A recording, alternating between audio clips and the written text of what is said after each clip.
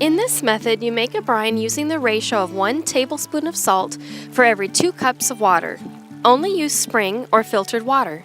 Do not use tap, distilled, or well water.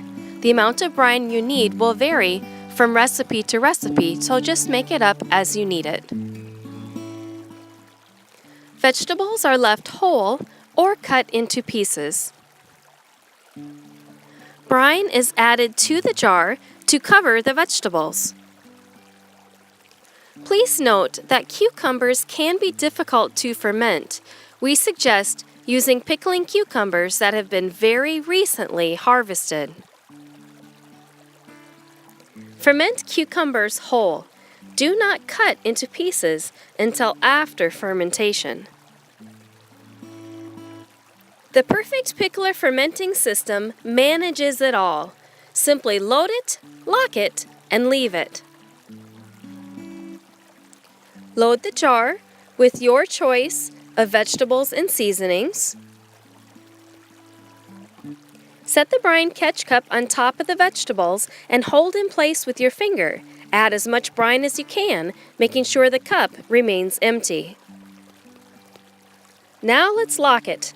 Insert the no-spill gasket into the bottom of the fermenting lid. Make sure the hole in the lid is left open and is not blocked by the gasket. Screw the fermenting lid onto the jar while pressing the cup into the vegetables, making sure that the cup remains empty. If there is excess brine in the jar, let it flow out of the jar as you affix the lid. Gently turn the lid until just hand tight. Do not over-tighten. Pour a small amount of water into the top of the Clearview airlock to the max lines. Gently twist the Clearview airlock into the hole in the fermenting lid to 1/4 inch depth only. This is the fun part.